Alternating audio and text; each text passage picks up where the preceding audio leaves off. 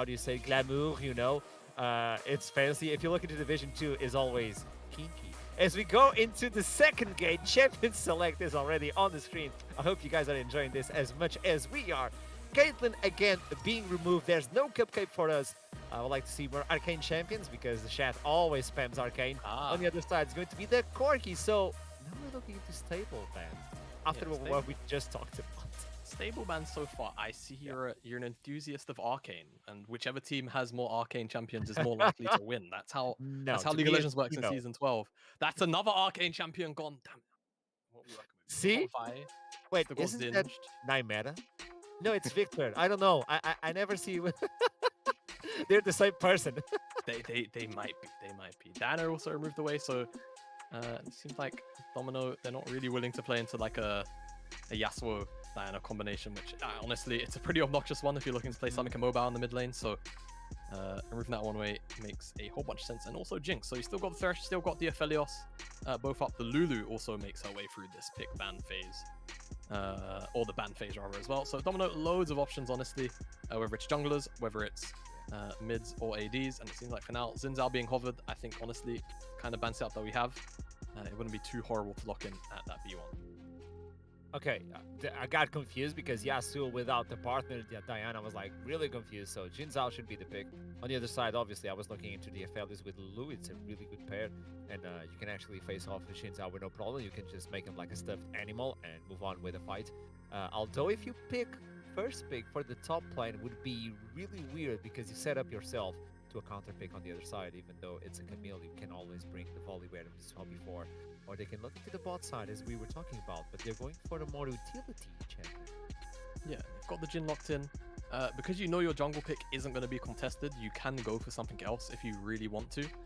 Looking along the lines, I mean, you could always take Thresh, right? If you really absolutely want to. If you don't want to show your cards though, I think Lee, Jarvan, both fine at this kind of situation. Viego as well, all the champions, the AD junglers, which you normally see in this kind of situation and slot. But no, happy to actually lock in the Thresh, it seems like. So not too fussed about maybe having to deal with a counter pick lane. And they will show that full bottom lane and probably lock in that jungle for Shafty at R3. So this means that Fløng Esports are now looking to get the carries on the mid side, probably on the top as well. Who knows the jungler who is going to be? Probably Viego could be picked for Shafty as well, leaving Bungstead and E-Roll. I hope I'm not butchering the names. Please correct me if I'm wrong.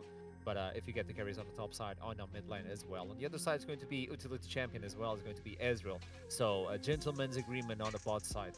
No one is looking to just hard win that lane, even though Thresh can pull off a tricky one on the Ezreal.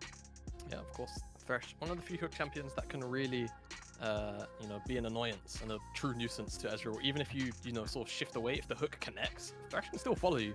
Yep. Nautilus as well, the other one on the opposite side. Doesn't matter if you shift, as long as that depth charge goes through, it's going to follow you all the way. But we spoke about that R4 or R3, jungler, being that Viego or Lee, lands on the Lee Sin here for Shafty. So now both these teams in a situation where they've locked in both their bottom laners, they've locked in their junglers, and now it's going to be about what team wants to lock in which first. For Fløng, the Syndra ban comes out. If they go for that double mid lane ban, you'd expect Errol's mid lane pick to be on R4. And then for Domino, it's about trying to read into these bans from Fløng to try and take away some comfort picks here on the side of Fløng. I think the pull is going to be heavily hit on the mid line from both sides. I was fancying in that because Domino could also look into E-roll and just take away his champion pool, as they're going to just dodge the first ban. Okay, very, very interesting. No ban here. I'm not sure if there's been an issue or not, but yeah, all right, no ban. It seems like for Domino for now. I mean, it's in TR, so if it goes through and there's no ban, then I believe there is just no ban. So Riven will be followed up here. No Riven for it. Must be a speciality pick, of course. And now we move back over to Domino for their, well, technically their fourth, but their final ban. As it could really be anything at this point. Again, when both these teams have locked in the exact same roles, it can be a little bit difficult to ban out. No mind games really being played too hard here, but Domino, they at the very least say, we don't want to have to deal with Vex. We've seen what it's been doing in the NLC play over the last 2 days, and we will just have it be removed away.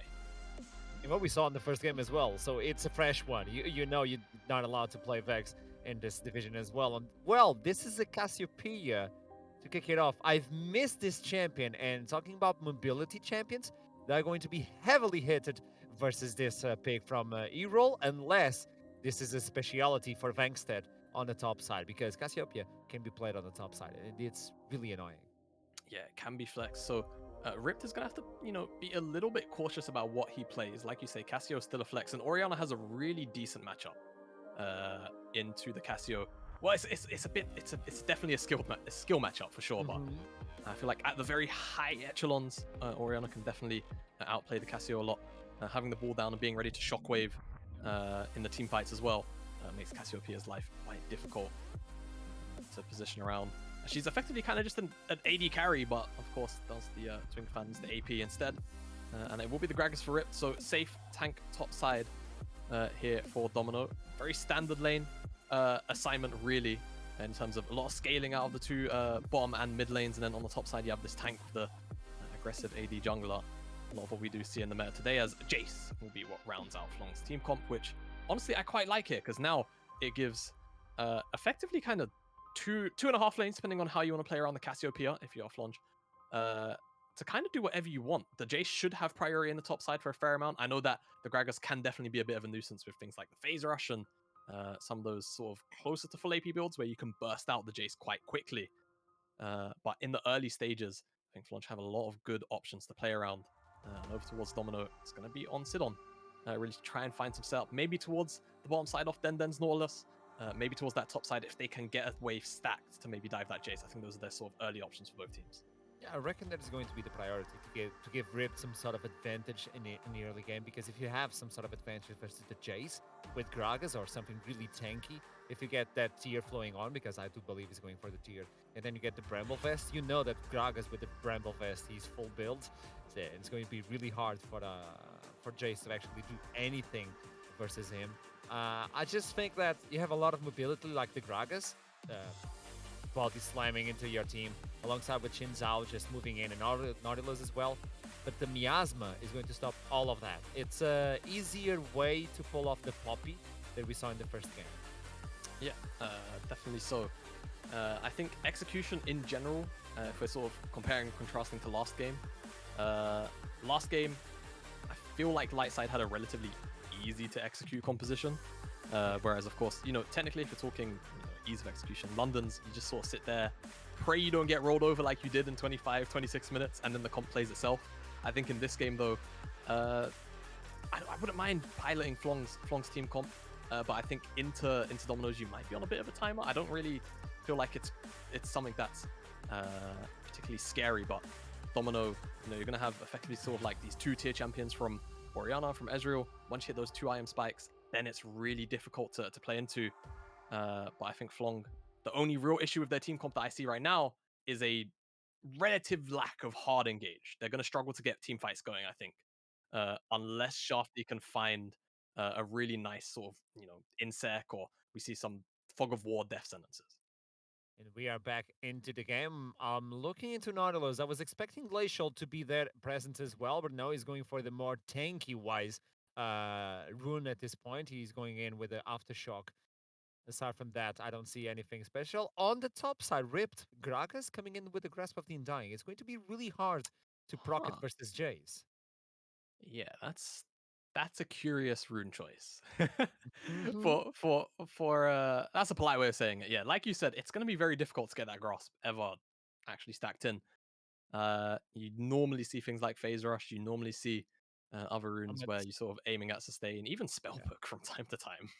Yeah. But grasp into the range matchup of Jace is definitely going to feel really bad. You'd imagine for a large portion of this game. Maybe if he's getting super aggressive, body slam, WOO, yeah, the damage is going to stack up with the grasp, and yes, you'll get some procs in, but I think very, very hard rune choice to actually actively proc here. But we'll see how he does. It's, of course, going to be on Vankstead to pilot the Jace properly to make sure he's not giving Rips those situations where he can proc it, as he almost does there as we hover back over. But yeah, top side matchup, definitely going to be a point of interest.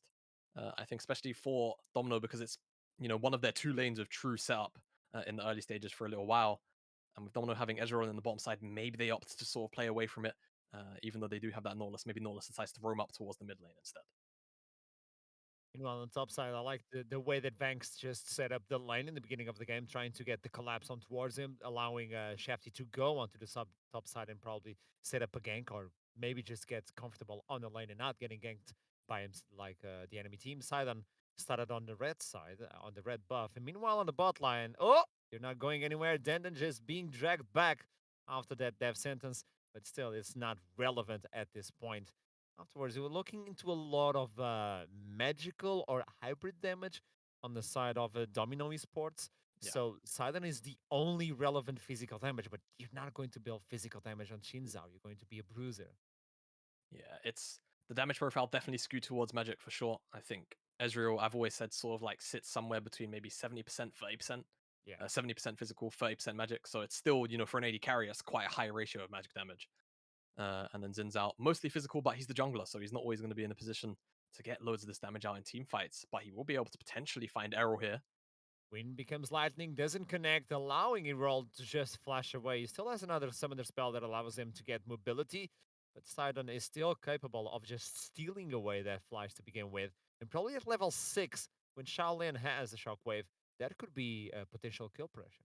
Yeah, 100%. I think now that Errol doesn't have that flash, it just becomes a very easy target. Even if Denden decides to get up towards that mid lane, pre-6 as well, could definitely find a target here. It's Shafty, Rotobengi, both here waiting. Shaolin's wave is slowly pushing and he's trying to crash it so that he can reset. But if they can maybe find an angle just before he does get off back to base, it's definitely going to be a very potent gank. Because Denden, I don't think, actually reading this gank potentially, trying to keep his mid laner alive, but he could be the target now. They're looking for the Nautilus. It was a bamboozle. The flash is forced away. Meanwhile, Sidon was already coming to the mid lane, so they're forced to go back as well because Erold doesn't have the flash and not the means to fight it off. So they're just going to push the wave. Meanwhile, both AD carries are just locked on the bot side and has utility AD carry as well. They're fine just farming it away, as you can see. Tears stacking up for Chris. On the other side, though, Goofy coming in with the Swifties. Denden getting caught again. The Death Sentence almost connects, but it doesn't matter. Sonic Wave is there. It is going to be the first blood for the Lee Sin. Yeah, just a good map read, it seems like, from Fløng. They just realized, all right, well, Denden wants to walk back down towards the bottom side. He's probably going to be here. And even with all of the defensive vision Domino find themselves with on the bottom side, still caught out by the Lee Sin on the rotation. So good map read there, it looks like, from Fløng. Unfortunately, Denden, of course, had to blow the flash up towards that mid lane exchange, so wasn't able to find a way out once he was jumped on. I think we will have just a quick replay just to see how it went down. Maybe they had a ward over the wall. I feel like Lee, however, used it to warp up. Nope, just straight up map read.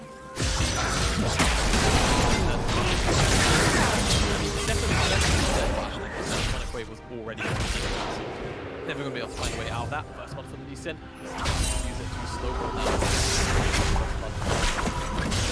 Double champion like Lee Sin, like Sin's out. Very, very. Feels great. Get the early Iron Spike Whip. Makes farming all the more easier. Gives you a little more tempo as well. You get to places a lot quicker. See how he snowballs it now. And now giving the advantage to Lee Sin, like also getting that level 6. Probably looking into a gank in the mid line.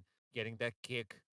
Pushing him into the face of Cassiopeia. Just getting the Petrify as well. So that is a complete lockdown on the Ariana if they're capable of pulling it off. And he's facing it. Obviously, he's still at level 5, so this is going to be Shaolin just trying to push him away. And just getting the early recall.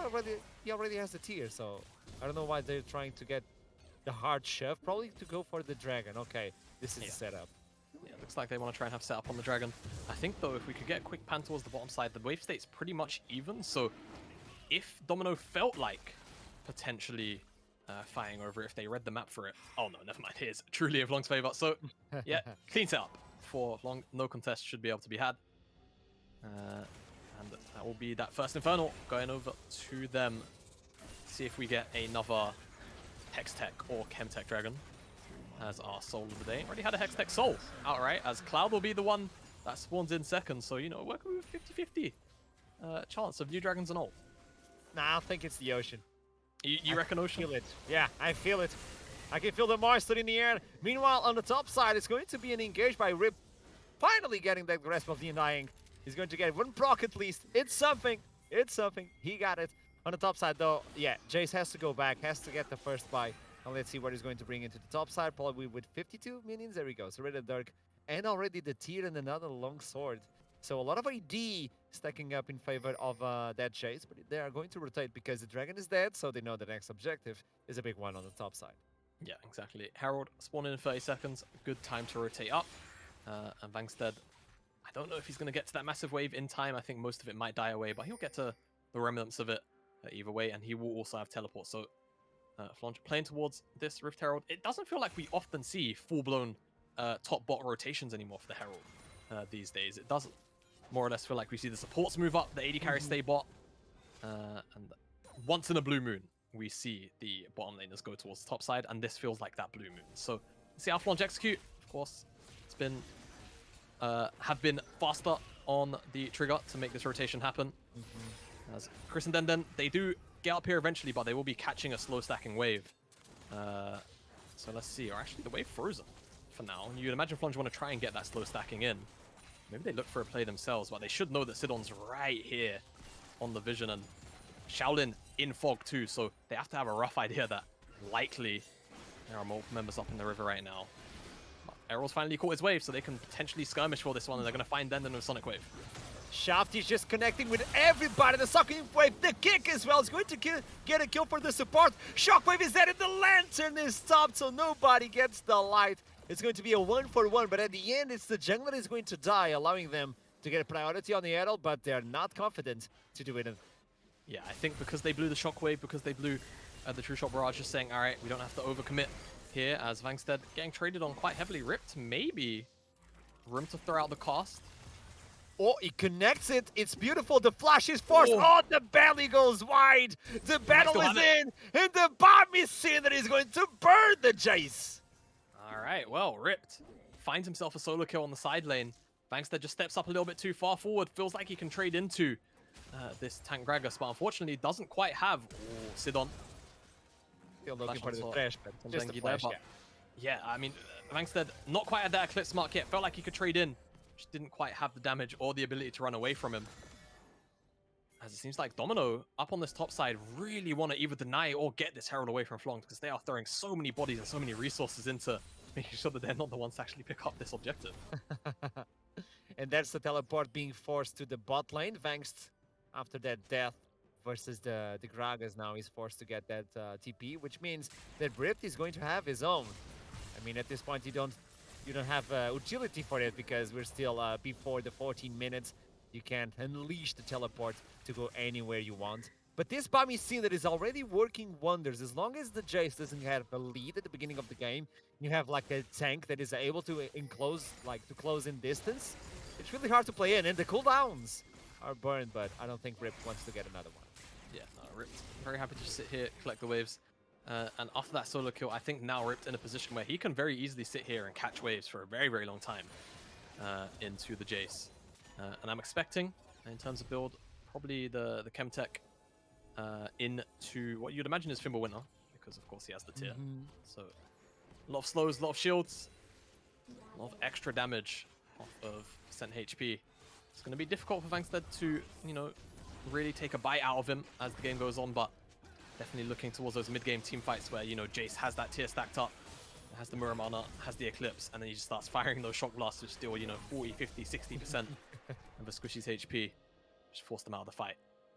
Herald does go Domino's way. They eventually throw enough bodies at it that it does go into their back pocket. You definitely did feel like Fløng was going to get that objective because the rotation was so quick and they were so far ahead of tempo on Domino, but I just feel like the wave state on the top side wasn't quite there for them, and it meant Gaffe and Rottenbengi weren't able to actually secure an easy point of access for them, as weighing in the bottom side. Denden, victim again. Chef is not leaving the Nautilus. I don't know, this is a vendetta, but he's not leaving him alone.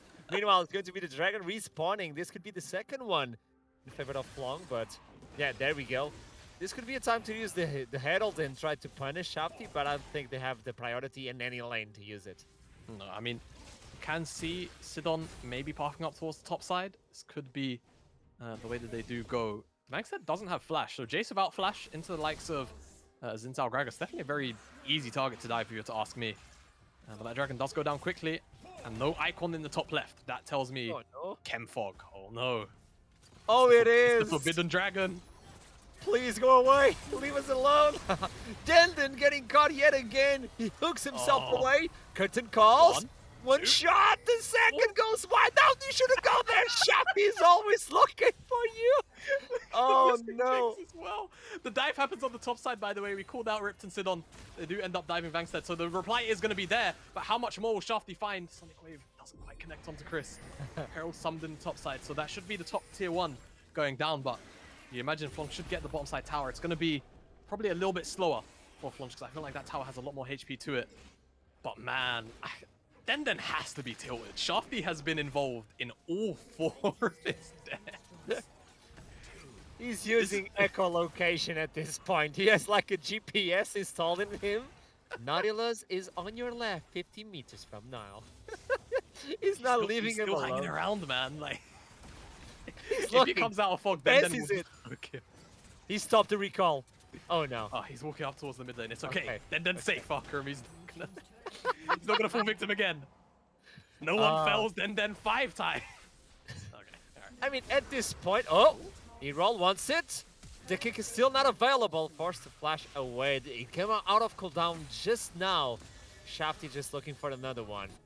They're now looking into other members that, well, are going to give a little bit more gold than Nautilus, who's sitting on the 0-4 at this point. Level 6 yet. He has the ultimate, but he didn't find a reason until now to use it because he has been a little bit camped. Yeah. A little. It's one of those moments where if you're in, you're in solo queue, you just have, all right, maybe it's just jungle diff, even though the game's like basically even. It's just the way to sort of mentally relieve yourself. No, I'm not playing bad. The jungle's just absolutely rinsing me. I'm not allowed to play the game, damn it. But focusing back on the game, plates have fallen off. Chemtech Dragon is 3 minutes away. Gold, almost even. It's only really 700, 800 in it. Take a look at the items. The only real differential is in this mid lane where Errol, of course, does have his mythic finished up. Of course, however, Cassiopeia doesn't need boots, so can funnel all of her gold into items. So Shaolin, almost at relative power. By the time that dragon rolls around, you'd imagine does have that mythic as, all right, engage, Landon, not there. What a perfect lockdown. Yeah. There's no way in this world that you can flash away from that. It was constant CC, and it's perfect. Yeah, no flash or Gale Force in the world is going to save you from Depth Charge, Cask, Gragas. You know that Denden, as soon as he saw Goofy die, he was like, aha! Revenge! I gotcha! It was not the same target, but at least. He's going to be hunting Shafty for the remainder of this game. Anytime he sees him, it's just Depth Charge. On the Lee Sin. What? Guff? Jin, the carry? No, I don't care about him. Errol, the Cassiopeia carry? No, don't care about him. It's the Lee Sin we're looking for. The Lee Sin, I have to have my revenge. And the tanky Lee Sin, by the way, already going for a lot of tanky items. This is exactly what you need on that Lee Sin. To be as bulky as you can. After the kick, you're still relevant.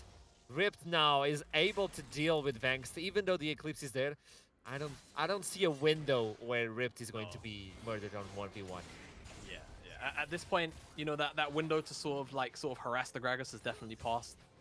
Your 0-2 Gragas Ripped actually 300 gold shutdown bounty on top of his head. So maybe a target for Fløng to look at as a way to get themselves back in to the lead in terms of gold. But for now, more content at just sort of playing around this mid and bottom side, making sure that Errol has a very safe place to farm.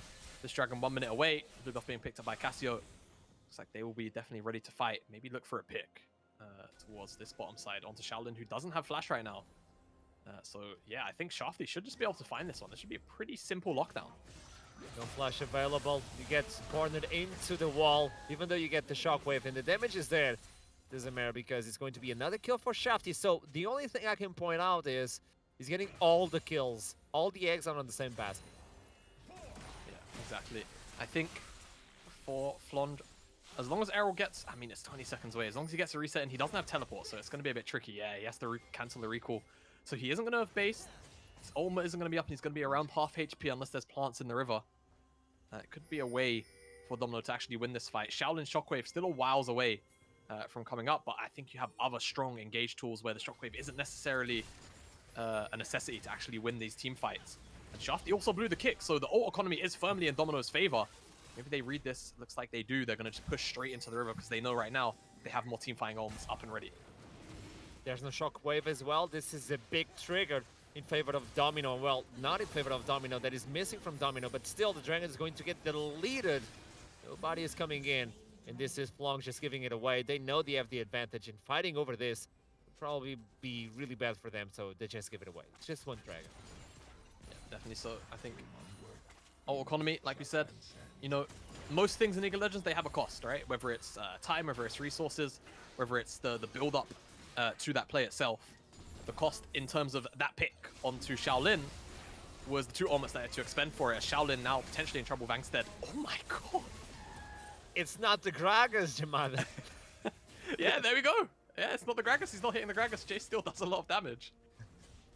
Eclipse just melts away the robot, and at this point they just can push into the mid lane. They have Shafty nearby. The death sentence a little bit wide. They're just going to let this one slide. In terms of farm, you can see that both AD carries are sitting on the same chair at this point. Only the Jace is getting a little bit of a lead in terms of farm on his own lane, but the fact remains that Gragas got all the platings alongside with 3 kills. So in terms of gold, can we look into the gold of Gragas' discrepancy versus the Jace? I'd like to see what is happening on that gold chart. Yeah, or not. Or not. We'll get it up soon, hopefully. But yeah, you'd imagine Ripped with, even though he's down around 30 CS, the entire tower probably brings him, plus the 3 kills, he's probably up around 800 to 1,000 gold.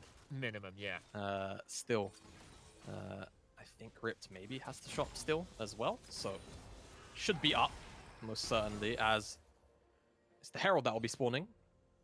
Just up, actually no, spawn now, so Domino, you'd imagine want to try and play towards it. They played towards the first one quite heavily. Maybe they just say to hell with it. It's only got 1 minute left on the map anyway, so maybe they just hold on for now. Just say, all right, as long as Fløng don't get it, we don't care. And we'll let that one fizzle out and turn into Baron. But picking up that Chemtech Dragon, definitely a big deal. Stops Fløng from potentially getting that snowball, which we all know. We all know, don't we, Akram, how powerful Chemtech Dragon is.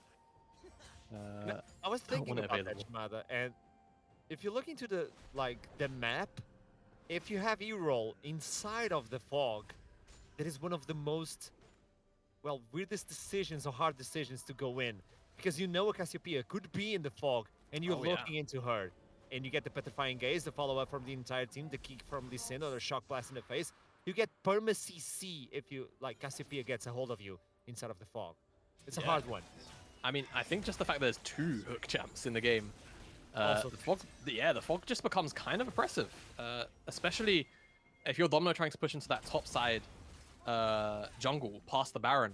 The fog starts at the entrances, so you never know. You could just quite literally walk into a Thresh Death Sentence at any moment, or like you called out, that Petrifying Gaze. So pushing forward into those territories will definitely be very hard. I wouldn't be surprised if Domino just kind of keep a very shallow vision line with that in mind as Sidon. Hooked up. There we go. There's no way to get around unless he uses the ultimate and actually gets Chris to help him. It's more than enough. Curtain's call. They're looking for the Shinzao. They kick him away. Chris is running low. And the sacrifice is done. Sidon puts himself in front of the AD carry and screams, "Take me!" Yeah, but I mean, the fact that he dies now means that Fløng maybe have an avenue to actually start to Shockwave. It's beautiful, but the damage is not enough. 0-3 at this point. They lose the jungler, they lose the mid laner as well, and the AD carry had to go back. This could be an easy dragon unless Ripped has something to say about it. Yeah, Ripped really has to pull off a miracle here with Den. They have their ultimates available, but I don't know if it's enough. Vangstead, Roenbegi, they're both low, but I mean, look at the damage carries. They're still on the Baron, full HP. They got the death charge in. They're trying to just buy enough time so Ezreal can approach. Here come Rip, throws the caskets, not enough, then goes in again. Oh, he's so low, the Petrifying Gaze is there, they're getting the shields. They get the Baron, can they get out? They're just recalling inside of the pit. Chris gets the vision. He's not able to stop anyone, and Shafty is the only one left alone, but he has a safeguard, so everyone goes back with the Baron buff. Yeah, I mean, it all starts with Sidon trying to clear out the wave, trying to secure a safe vision line. We were talking about how the Chem Fog makes it very difficult to push very deep lines of vision. It starts off with Roenbegi finding that death sentence, and then eventually Sidon sacrifices himself to keep his AD carry alive.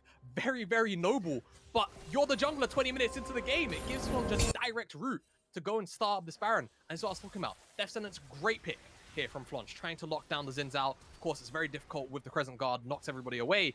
feels like the disengage is done, but once that curtain call comes in, kick, bit of a failed insect, but honestly, it works out. You can see Chris, well, I mean, anybody could have breathed on him and he would have went down, but Sidon goes and tanks up that fourth shot from Jin, dies, and then Flong immediately, you can see the call, go to do the Baron. Shaolin goes to try and, you know, at least pick up 2 kills, maybe throw Flong off from doing this Baron, but he ends up sacrificing himself, and now it's just a 3v5 where, quite frankly, the damage isn't there. Chris, you know, he's sort of online, but he had to go reset after that previous pick, and it's just the support and the Tangragas to try and stop this Baron, and quite frankly, it isn't enough. Yes, they end up getting a couple of flashes out, I think from Guff in particular, but it's the Baron that goes over to Flong, and it's going to be all the momentum with it too.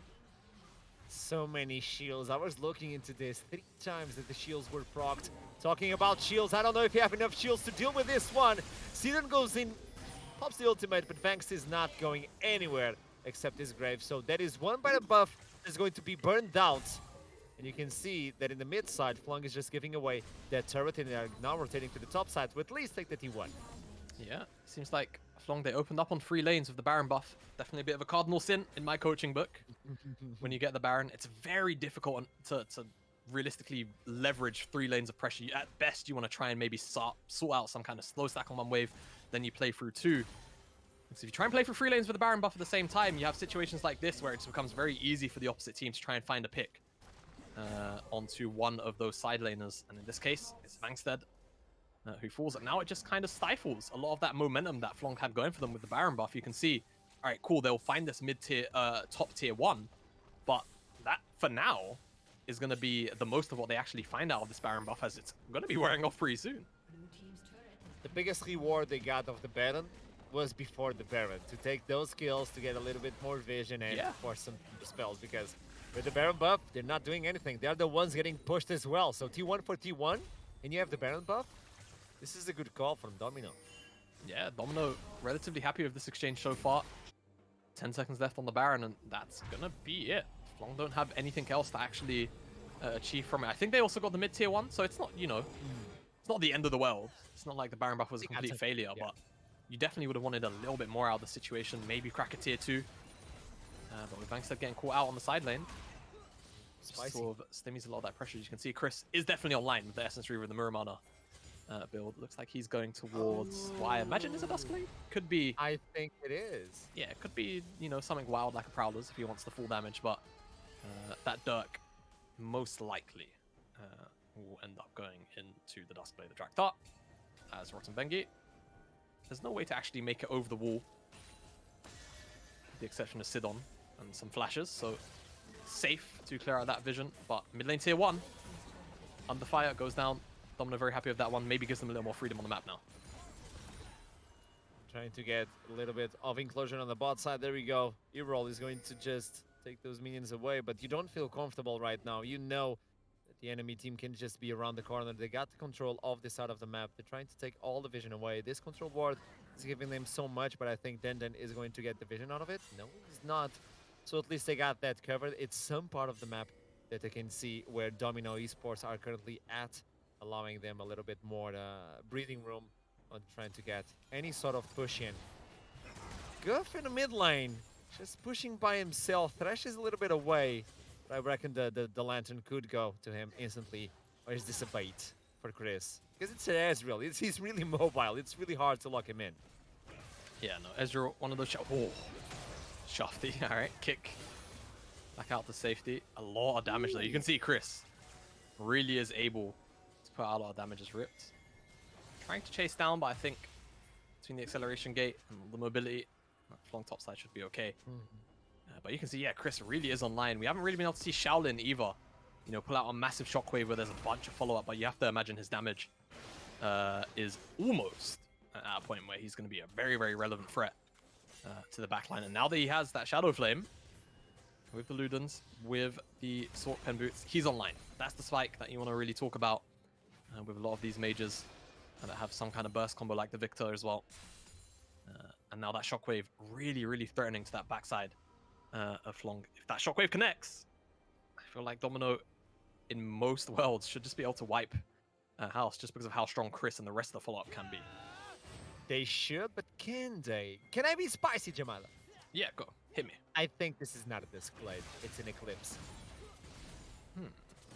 I think it is. And I'm going to be spicy. I prefer this. Because it's percentage-wise, and you already have 2 items, so at least you got a lot of it, and you need no more armor penetration, because even if they build it, you got percentage, and on the other side, it's mostly about like HP instead of resists. So I like this idea. I wouldn't say like this is the best idea. I just fancy it. Yeah, no, I think it's all right. Ooh. I'll lean in with you on that one. But Shafty There has we a go. flank angle. Oh, what a kick! Getting Shaolin getting really low. The force is flashed away. There we go. Vanks coming to the back line. He forces the flash. He's going to die for that sin. And Chris is alone on the backside, trying to survive as an Ezreal. Meanwhile, the Curtain Call is dealing way too much damage. Petrifying Gaze only for 1. And Rift is not able to follow the enemy team. But here we go. This is the disengage from far away. The poking son of Ezreal gets the true shot barrage, but he's not capable of stealing the dragon. Look at the Thresh going way too low. And Rift is still hanging on. Trying to get some sort of window, but he's not capable of getting so. And the 2 tanky members from Domino were just not able to join the fight. Yeah, they weren't. Unfortunately for Domino, and now they're going to have to stare down this Chemtech Soul. The dreaded zombie forms will be rising if they can find any kills. Man, I'm so glad this is no longer on live. I was thinking about it. When it went live yesterday, that it would no longer be in the game until further notice, which means technically it can still come back, but for now, shouldn't. Yeah. Probably shouldn't. Yeah. the elation in the league community, it was the first time I felt like they truly rejoiced. By the way, Fløng taking down Baron. I feel like Domino doing the right thing, just tried to pick up some gold where they can, but I don't even think Rift can take down this tower before somebody comes to respond. We'll have to wait and see. It's getting low. Maybe he'll get it, but he'll certainly be chased down potentially if Fløng feel like it. So there's the objective bounty too. They're online for now. But yeah, I've never... Oh! Shaolin. Hair's breath away from dying. That was very close. You can see Vankstead is also now online. With the Yomu's Dirk clips as well. But yeah, I've never seen the league community so unanimously in favor. Yep. It was one of it showed that the community can still unite and be happy together. It was one of the first times that we got together as all like, are you a Draven main? Are you an Irelia main? Are you a Timu? It doesn't matter. We're all on the same side. I think Riot did a good move to unite everybody. Yeah. Yeah. Fixed it. Yeah, and it's definitely tough. You put so much work into something like designing a whole new dragon and all the concepts. They have to take it out because it's not received well. It's definitely a tough decision, but I think a right one for the health of the game. But away from the comics of what were the Chemtech Dragon, it's still here for week 1 at the very least of Division 2, and it should honestly safeguard Fløng to their first win of the split, unless Domino really pull out some heroics. It will be a very, very long and arduous mountain to climb. The combo is there. Can they get the Shin Zhao alongside with the Shockwave? Can Ezreal use this Eclipse to do a little bit more damage? The minions are going to be destroyed, yeah. But here we go. It's locked in on Dena again. He can't move anywhere. He can't even flash. Here comes the curtain call. Shaolin is the one being targeted. The Eagle's Eye is trying to get more HP from that Orianna. And meanwhile, you just want to get the ball under the perfect spot. Shafty just taking way too much damage from that command attack, command dissonance. Is shipping in, but they have the dragon if they need to. They have the dragon if they absolutely need to fall back on it. But I mean, honestly, if I'm Fløng, I'm trying to force this a little bit harder. But at the end of the day, you can definitely take this slow with the Baron buff. You've got a full minute, give or take, left. Where this kind of minion is going to chip away. Domino going to lose it soon as... Oh my word. That is a slapping... A lot of chase damage. At least she's close to the fountain, so she can back. Like, okay, I'm back, guys. I'm back. Almost full HP. Yeah, and actually very interesting decision coming out from Fløng. It looks like maybe split calls. I think they did just about get that tower in the top side, so Cannon Minion does his job. They're all going to go back to reset now. Relatively successful Baron, if you were to ask me. Definitely would have liked to have seen Fløng maybe pull the trigger a little bit harder, just because they still have the buff. Even up to this point, they still have that Chemtech Dragon. Like, Domino in a position to fight, yes, but it would be a very, very hard one to take indeed. And that'll be a bit of a stalemate until this Elder Dragon spawns back up in 2 minutes' time. 2 minutes could be the window as Denon is trying to get the flash over the Oh, wall, trying to get someone. Well, at least it's the Thresh, it's the support. Red line goes a little bit wide. They're not able to connect with this skill. It was so good for them. They really need some sort of window. But meanwhile, they're going to get E-roll. It's going to flash away, get knocked up. It's not going to actually mean anything at the end of the day. Just helping her to get to the blue buff a little bit faster. Sentence again, they're just chipping away. They're just not able to connect anything. Look at Bangst on the other side, trying to get those shock plays in. yeah, trying to get the shock blast in. We've seen how much damage this guy does Ooh. to the back line. Except All right, cool. Gragas. Ripped. Yeah, he eats those for breakfast. Very on character with Gragas 10, right? Loads of drinks, loads of eating. But yeah, I mean, okay, backwards fight here. Gets the kick, pulling the Gragas into the middle of the team fight. He's still alive. Meanwhile, the shockwave is waiting. Gragas is not going down, but Chris and Den and R. Shaolin is pulling the trigger, but it doesn't happen anything at all. This is a double kill for Jace, a triple kill as well. And now they can just push it in and finish up the game. Yeah, Vangstead definitely had a bit of a troubling start to the game, but he's ending it on the highest of highs. Pretty much winning his team, that final team fight, all the damage he did to the backline, the assassinations. Now what will bring Fløng over the line, over the finish line here. Nexus Tower's under fire, ripped. I don't think he's got much to say about this one. 1 versus 5 on the tank Gragas. This will be Fløng picking up their first game of the split. Domino gonna have to be going back to the drawing board on this loss. Don't think too much was necessarily wrong in terms of draft, but definitely sort of that mid-game trying to find some kind of snowball with the leads they did have seemed to be the trouble for them. It was a well-executed game by Fløng. Shafty did an amazing job as Lee Sin as well. At least he got into the mind and body of Nautilus, not leaving him for 1 second. And the Dragon Control was also amazing well at that. And it's a goodbye for the Chem Tank Soul, isn't it? Yeah, you know, we still got 3 more games to potentially roll it. Oh, We no. didn't even get to, once they picked up the Chemtech Soul, nobody died. We didn't even get to see the zombie form. So who knows? 3 more games. Maybe we get it in our next game. Who knows? But for now, that could be the final time that we see it for this week. Just because, you know, it's 1 in 6. Technically got like 7, 8 more games this week left. And we still have Div 1, so who knows? Maybe it still pops its head in. But for now, it's a potential goodbye. It is. And now we're going to make a quick break before we come back with the interviews. So stick around. I'll see you soon.